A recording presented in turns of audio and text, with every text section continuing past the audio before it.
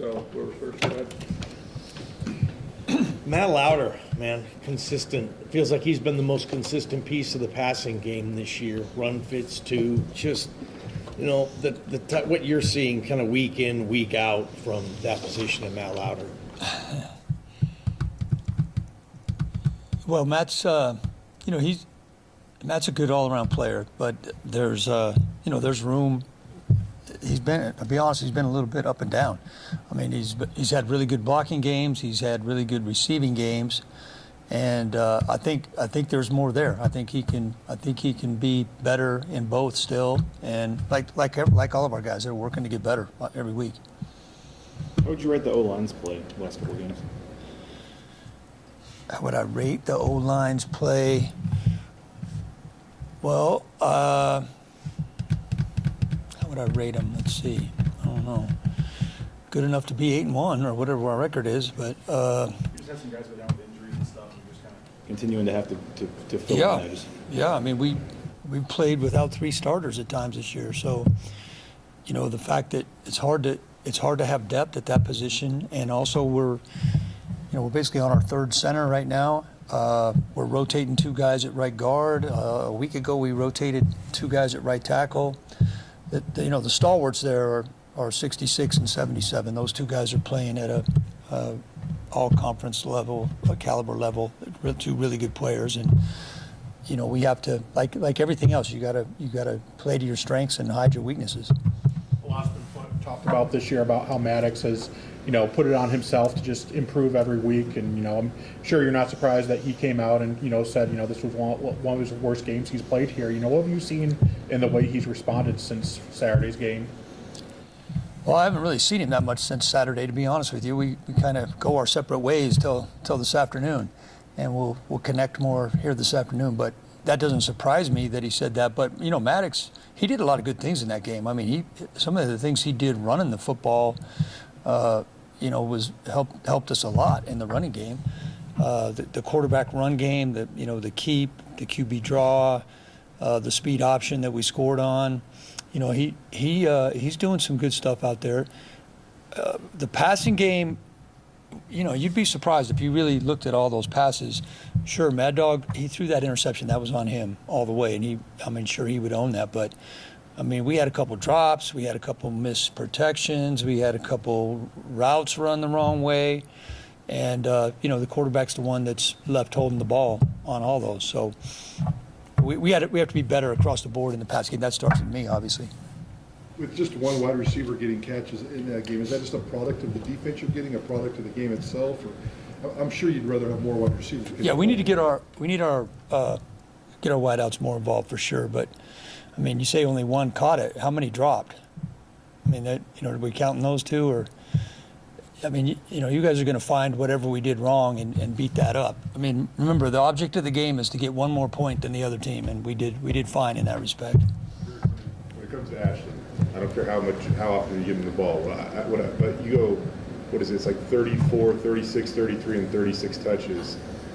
Just for a guy to do that between the tackles so often, what does it take? How unique is that?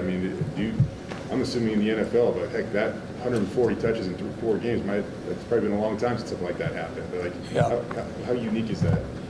Yeah, we talked about this many times. Ash averaged 22 touches a game last year. Our goal this year was 25. He's at 28 right now. But again, the object of the game is to win. So, he's had games where he was way under that number, and the last few we've needed him. We've needed him. We've also had some injuries at tailback.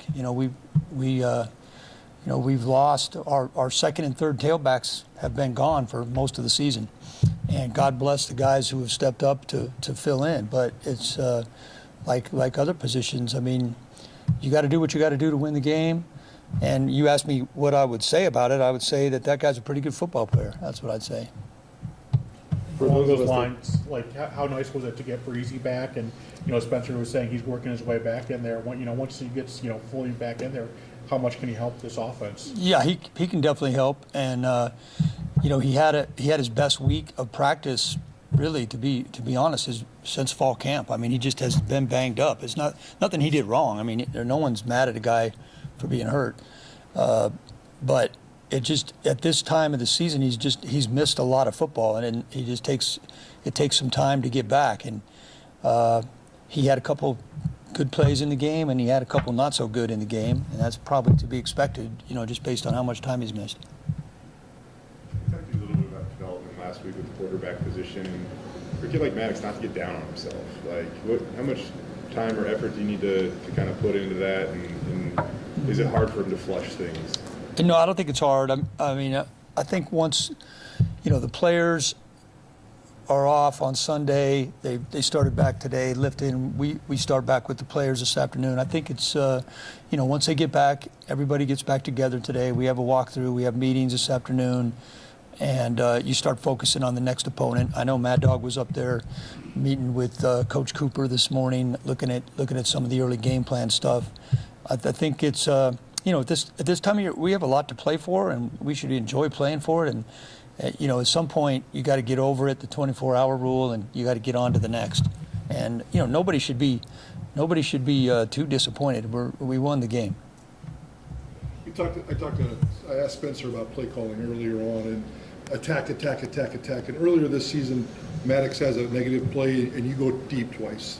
Fourth down and short, you like to throw the ball. Saturday night goal line situation, you like to throw the ball. With this attack mentality, following your career, have you always been a more traditional play caller, attacking play caller? How would you describe your play calling resume? I don't give that too much thought, Mike. I know that, I would say one thing is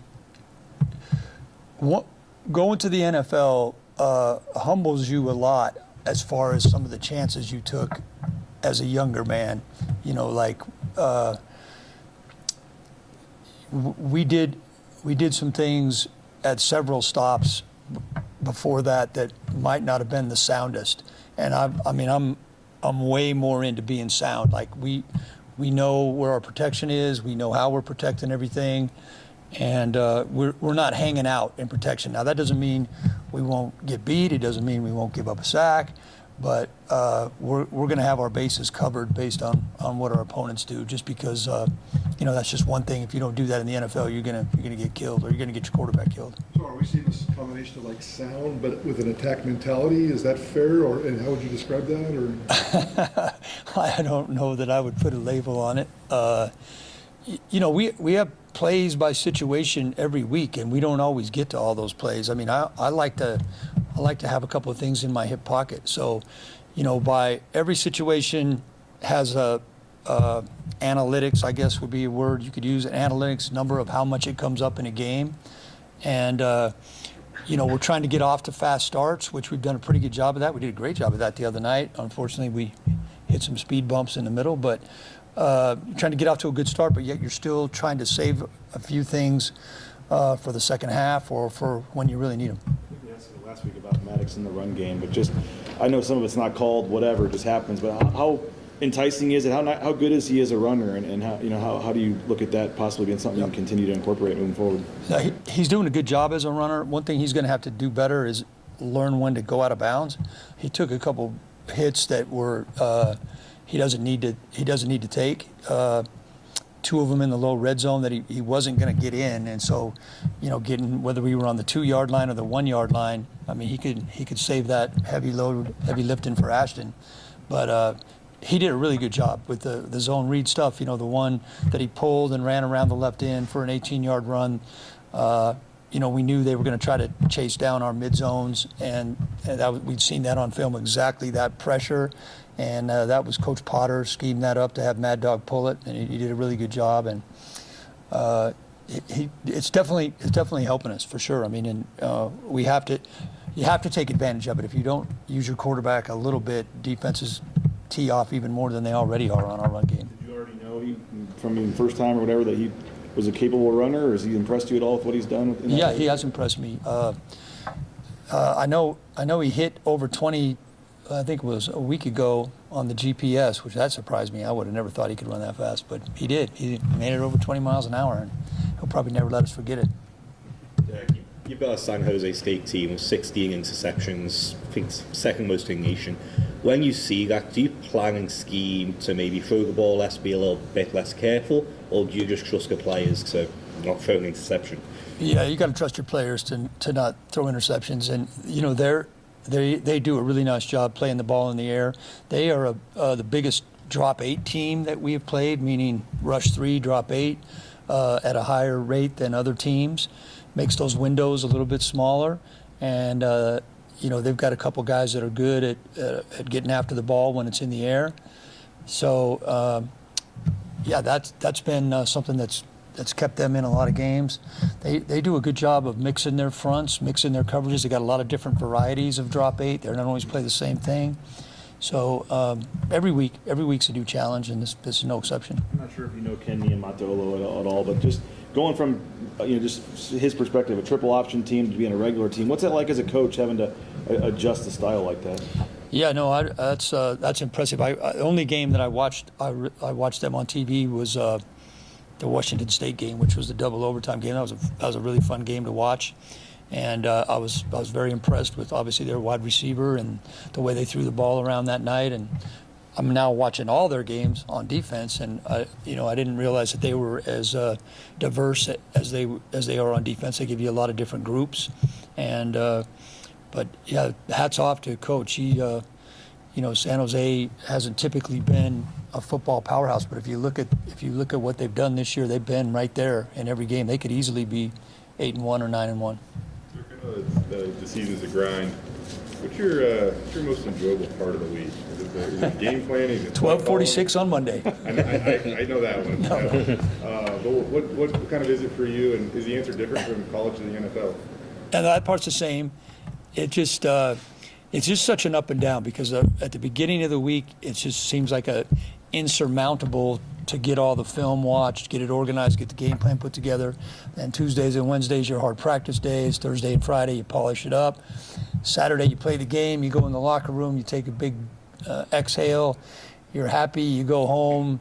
You get a quick night's sleep, and you're right back in here Sunday, starting all over again. So, just like what we talked about with the players. I mean, you gotta flush it, and you gotta move to the next. And when you're winning, that definitely makes it more enjoyable than when you're not. But it's just the longer the season goes, the more the grind, because you gotta watch all the tape. What would it mean to you? I followed your career, Dirk, like to go to the playoffs, maybe win a game, maybe coach a Heisman Trophy winner. I mean, what would that mean to you, man?